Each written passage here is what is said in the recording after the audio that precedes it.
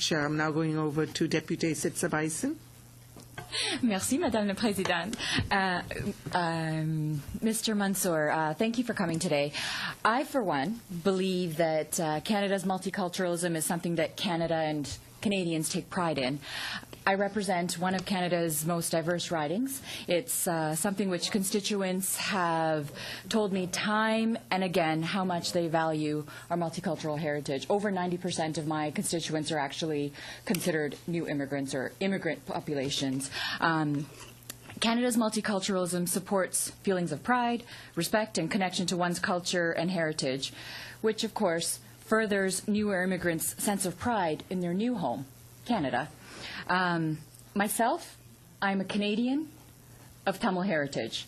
Like you said yourself, I'm not a hyphenated Canadian. I'm a Canadian, but I also value my heritage and feel that it adds a lot to myself, my identity, and what I will be leaving for my children, my grandchildren, and my community. I know that I've been able to make a little bit of a contribution and will continue to make much more because of that heritage that I understand and know and I'm proud of.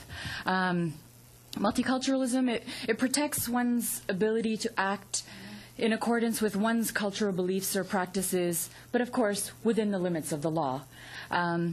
We know some of the examples that my colleague mentioned earlier, that oppression exists within all cultures and countries. Racism, sexism, this is why we have laws to protect people in our country. With a history of discriminatory policies, like, of course, the residential schools or the Chinese head tax, exclusionary policies, I don't believe that, this is something that we should be doing.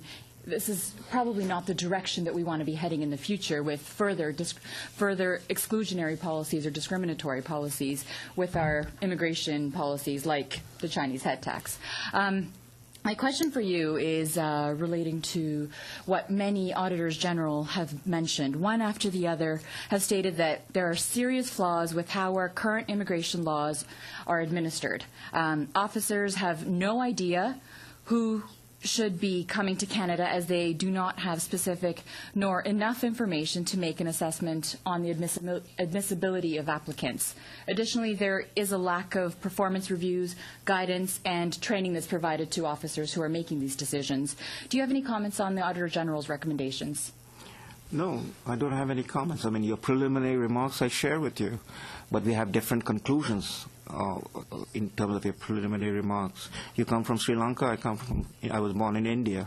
If there's any country that is more multicultural, if you want to talk about it, it is India, with 1 billion people and its diversity, but we talk about, sure, so the point, I said the preliminary remarks. On the secondary part, it's an ongoing problem. It's an ongoing problem of our bureaucracy. It's an ongoing problem of our institution, because we are a multicultural society, and the people who are going to man those systems are constantly going to be facing the dilemma of how do they adjudicate between the people coming in and how to keep the country secure. Sorry, I'm going to interrupt if I may, just because please. I have 1.5 minutes left or something. Okay. The question was directly about the Auditor General's recommendations, because this is a study on security and with respect to immigration policy.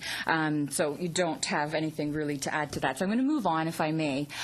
So my second question is that individuals from countries all over the world have resettled here in Canada, like yourself and myself. New Canadians I believe, are an integral part to the prosperity of our country and our communities, and their contributions to success of communities like Scarborough, where I live and represent, are vast and wide-reaching. It's my belief that immigration is integral to our economy, both locally as well as our national economy, as well as the development of our communities. Would you agree to that? Not necessarily. Would you like to expand as to why not? Well, I mean, the question is, again, how do we define our national interest? If you're talking about it, is it geared to economics, that immigration is necessary for the economic growth of it, then what about when there are economic downturns, when there are serious economic problems?